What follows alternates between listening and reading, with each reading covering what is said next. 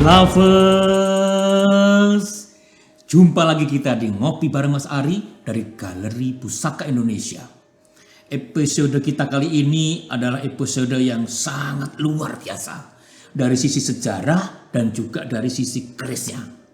Karena kita akan bahas keris Bali, dapur keris lurus, bergandek paksi dewata, tangguh Bali abad ke-10.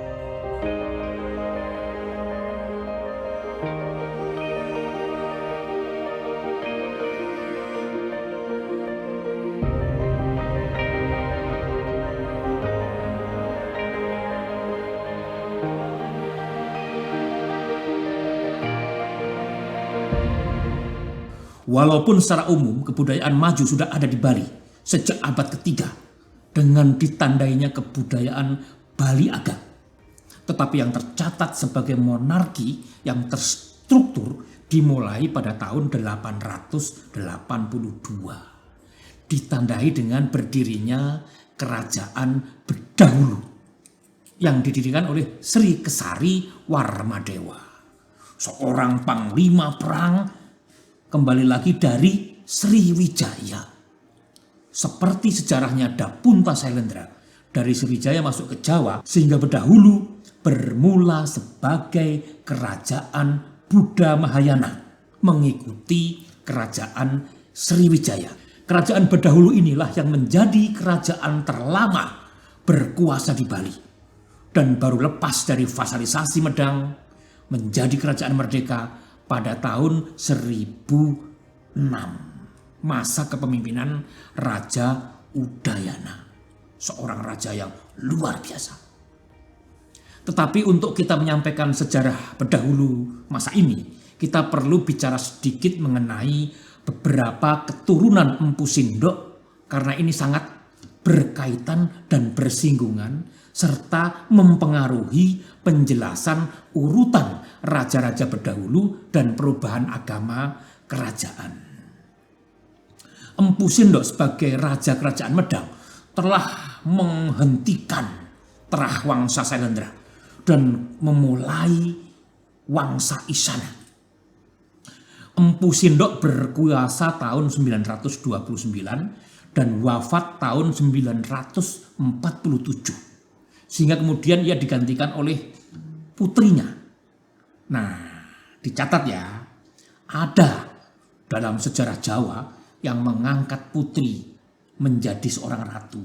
Ini ratu level keraton loh, bukan sekedar level kadipaten. Putrinya ini bernama Sri Isyana Tunggawijaya. Nah, oh ya, ini ada yang bilang Wangsa Isyana diambil dari nama putrinya Empu Sindok ini. Loh, itu yang nulis apa ya nggak tahu. Nama lengkap Empu Sindok itu apa coba?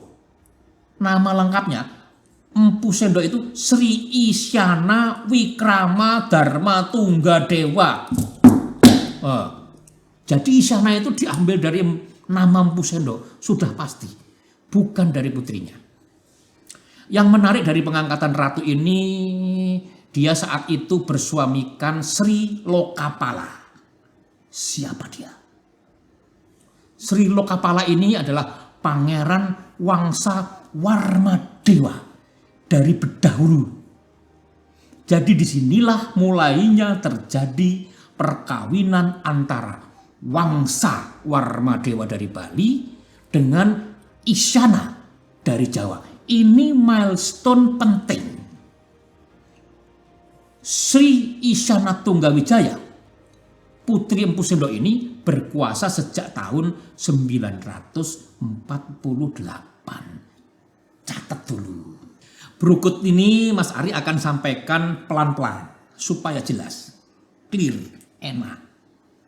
Ada kejadian penting tahun 983. Ada sesuatu yang terjadi di Bedahulu, yaitu Raja Sri Janasadu Warmadewa, raja kelima Bedahulu, meninggal dunia, yang hanya sempat berkuasa selama 8 tahun.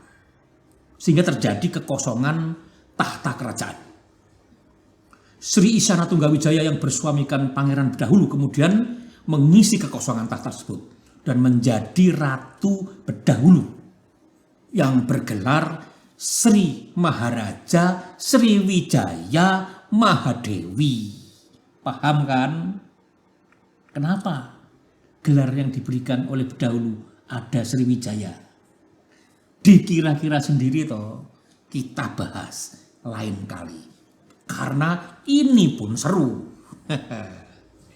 Nah, posisinya sebagai Ratu di Medang pun digantikan oleh adiknya, yaitu Sri Makuto Wangsawardhana. Nah, ini juga clear kan? Makuto Wangsawardhana ini adik, bukan anak. Jangan bingung. Karena ada yang mengatakan ini anaknya, pasti salah. Nah, nanti dalam bahasan selanjutnya akan tahu kenapa alasannya itu seperti itu. Lah, terus ini kenapa Mas Ari begitu pentingnya membahas Ratu Sri Isana Tunggawijaya dan Sri Lokapala Warmadewa. Sampai cerita jadi Ratu Medang, terus pindah ke Bali, dapat gelar Sriwijaya Mahadewi. Kenapa? Nah, ini begini. Karena beliau ini yang melahirkan Raja Udayana, yang menjadi Raja Bedahulu paling top, paling moncer, paling sophisticated, menjadi puncak kejayaan kerajaan di Bali. Prabu Sri Dharma Udayana Warmadewa, ini nama lengkapnya, naik tahta pada tahun 989 dan menikahi putri dari Sri Makuto Wangsawardhana, Raja Medang, yang bernama Mahendrata, yang di Bali bergelar Sri Gunapriya Dharmapatni. Sehingga sekali lagi terjadi perkawinan antara Wangsa Warmadewa dengan Wangsa Isyana, yang nantinya akan melahirkan the greatest Airlangga, Raja Jagoan, yang Mas Ari sudah bahas dalam episode lain. Bisa klik di sini, seru juga. Udayana dan Dharmapatni menjadi Raja dan Ratu Bedahulu ke-7, memerintah bersama-sama. Banyak sekali tonggak sejarah penting dalam masa kepemimpinan Prabu Udayana. Pertama, digariskannya aturan tata kelola pemerintahan. Antara lain, musyawarah dan mufakat dipakai sebagai metode pengambilan keputusan. Membebaskan pajak daerah tertinggal dan daerah perburuan. Pemekaran desa maju menjadi kadipaten baru. Penggunaan uang kartal sebagai alat tukar. Jadi Udayana saat itu sudah memikirkan good governance, mengedepankan demokrasi. Ini harus diingat, masih abad 10, lebih dari 1000 tahun yang lalu. Perkembangan budaya juga menjadi fokus yang penting. Dimulainya pertunjukan keliling wayang dan pentas topeng, yang diistilahkan ngelawang, yang artinya dari pintu ke pintu. Pertunjukan ini bertujuan untuk penyebaran budaya dan informasi sampai ke seluruh daerah di dalam kekuasaan kerajaan. Ini luar biasa. Sementara terbentuk juga seni keraton yang memiliki estetika tingkat tinggi.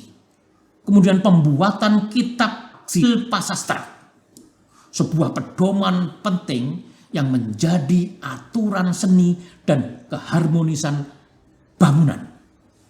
Jadi it's very complete. Ketahanan budaya, arsitektur, tata kelola pemerintahan, tata kelola ekonomi oleh Raja Udayana sudah dipikirkan dan dilaksanakan. Dan yang paling penting dalam sejarah Prabu Udayana adalah bagaimana beliau membuat ketentuan sistem tantric syncretism yang menyatukan 3 sekte agama dan 6 sekte budaya asli di Bali. Ini luar biasa. Merinding nih Mas Ari. Pemikiran yang jauh ke depan, pemikiran yang dalam, dan pasti keluar dari brainware yang sangat cerdas. Jadi begini, Udayana Nek Tana ini mewarisi persoalan sosial di masyarakat yang berselisih antara agama Buddha, agama Siwa, dan para pemegang kebudayaan leluhur seperti Bali Aga dan Bali Mula. Ruwet ini. Sehingga Udayana mengumpulkan semua kepentingan dalam satu wadah dengan keputusan yang mencakup menetapkan agama Siwa Buddha menjadi agama kerajaan dan fondasi filosofi yang dinamakan Trimurti dan Rabineda. Pertimbangan yang mengakomodasi kearifan lokal dengan membentuk desa adat atau pakraman sehingga budaya asli Bali tidak hilang. Inilah sebuah bentuk ketahanan budaya yang konkret sehingga Bali sampai hari ini tidak kehilangan identitas budaya. Walaupun begitu banyak warga negara asing, turis yang berdatangan. Inilah kekuatan fondasi budaya yang sudah diletakkan oleh Prabu Udayana dan sampai hari ini kita yang menikmati. Oh ya, sedikit menyimpang, tapi jadi satu catatan sejarah penting. Ini rada rame ini.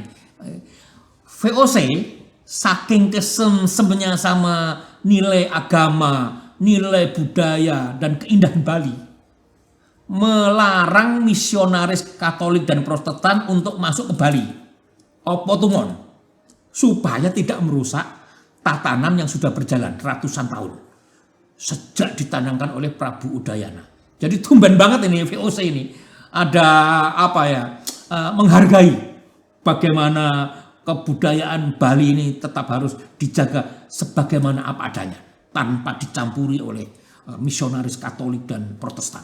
Coba itu kalau diimplementasikan di semua daerah, semua kearifan lokal dihargai di masing-masing, semua mempunyai value yang tinggi yang terus dijaga, dan kemudian ada apa, orkestrator budaya yang kemudian merangkum semua kekuatan dan kearifan lokal di masing-masing menjadi kekuatan ketahanan budaya Indonesia.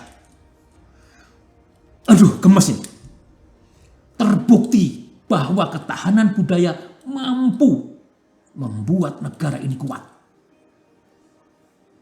Kerajaan Dahulu yang berusia 500 tahun selanjutnya senantiasa mempertahankan aturan tata kelola dan sistem ketahanan budaya yang kemudian diadopsi hari ini oleh pemerintah daerah Provinsi Bali yang tetap menggunakan sistem pakraman. Top.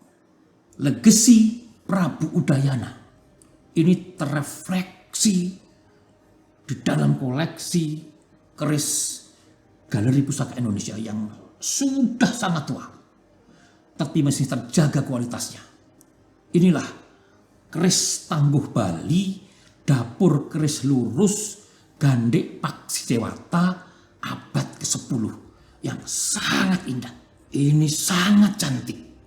Sinergi kecantikan dan keindahan yang luar biasa. Dari deder, dari mendaknya dan warangkanya kayu timoho tua yang menunjukkan keindahan dari sejak awal keris ini dibuat. Warangkanya ini adalah gayaman Bali yang berbahan kayu timoho, yang motifnya ini sangat elegan, ceplok, ceplok, ceplok, sangat indah.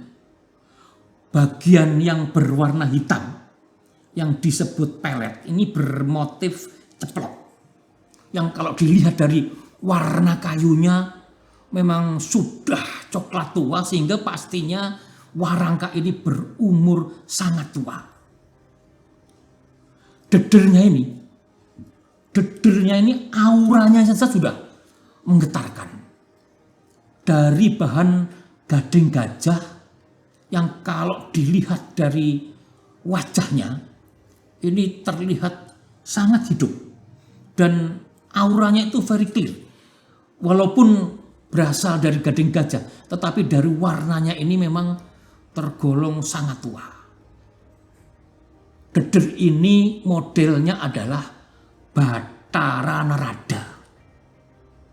Dengan kedua tangannya memegang senjata andalannya, yaitu Cupu Linggamanik. Dari model deder Bathara Narada ini seolah dibuat sedang melakukan tapa brata sambil memegang Cupu Linggamanik, sebagaimana kisah kehebatan Bathara Narada. Inspirasi motif Narada dibuat untuk deder dengan filosofi agar si pemilik pusaka ini menjadi lebih bijaksana dalam kehidupan bermasyarakat. Di dalam agama Hindu, khususnya di Bali, Bathara Narada dipercaya sebagai penasihat dari para dewa. Nah, yang luar biasa juga, selutnya ini. Selutnya ini berbahan perak yang dihiasi dengan batu rubi dan batu permata. Selut dari Bali ini bentuknya memang sangat khas Bali. Dilihat dari modelnya. Mendaknya ini bahan kuningan dengan dihiasi keindahan batu mirah. Dan mendak ini betul-betul bergaya Bali, yang lebih dikenal dengan nama Wowor Keris. Mari kita buka keris luar biasa ini.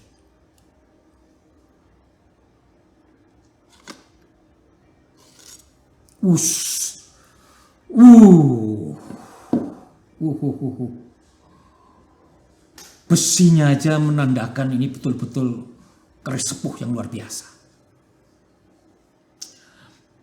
Keris ini berbeda dengan keris Bali pada abad 16 dan seterusnya yang panjang dan besar, berwibawa. Keris kita kali ini sangat tua, desain pada masa abad ke-10 yang sudah berumur 1000 tahun. Terlihat dari serat besi yang sudah terlihat aus pada beberapa bagian. Di tepi bilah ada keadaan aus, di bagian reliefnya juga ada keadaan aus. Ditangguhkan Bali karena dapat dilihat spesifik dari sirah cicak pada gonjo yang lancip. Warna besi yang hitam legam serta langgam atau bentuk bilah ini terlihat dari besinya yang tetap menimbulkan kesan wet atau basah. Untuk keris ini riciannya ada gandekna, paksi dewata. Ada lambe gajahnya, juga ada sogokan rangkap. Ripandan yang teknik garapannya, walaupun masih sederhana, itu tetap tidak mengurangi keindahannya. Dan tidak ada ricikan lainnya. Keris ini berukuran panjang 27 cm. Seperti pada umumnya pusaka abad 10, teknik penempaan pamor pun belum diaplikasi pada keris ini. Dan masih menggunakan teknik pembuatan relief pada wilahnya. Terlihat relief yang muncul adalah relief pura. Kemudian sepasang suami istri dengan 3 tingkatan ini, kemungkinan keris ini dibuat pada waktu pertemuan Samuan III yang saat itu dilaksanakan oleh seorang resi bernama Empu Kuturan. Empu Kuturan ini yang menjadi pemimpin pertemuan di dalam membahas penyatuan semua sekte tadi. Sehingga terdapat 3 tingkatan relief yang merepresentasikan Trimurti. Dan keris ini auranya sangat luar biasa. Keris ini memiliki filosofi agar masyarakat hidup dalam ketentraman dan kedamaian di bawah naungan kebinekaan yang menjadi warisan dan pemikiran luar biasa yang menjadi legasi hari ini dari Prabu Udayana Warmadewa dan menjadi prinsip hidup yang dilestarikan oleh masyarakat Bali hingga saat ini. Om Swastiastu. Galeri kita masih punya ratusan pusaka Indonesia lainnya. Untuk itu lovers jangan ketinggalan, langsung subscribe channel ini, nyalain loncengnya, keluntung, biar nggak ketinggalan ngopi bareng Mas Ari. Lovers boleh komentar di bawah kalau ada kritik dan saran terkait pusaka yang kita bahas. Dan silahkan kalau pengen berjodoh dengan pusaka koleksi Galeri Pusaka Indonesia, silahkan hubungi WA berikut ini. Dan kalau mau request pusaka apa yang akan dibahas bareng Mas Ari, silahkan. Jangan ngaku pecinta pusaka kalau belum ngopi bareng Mas Ari. Saya bukan dukun.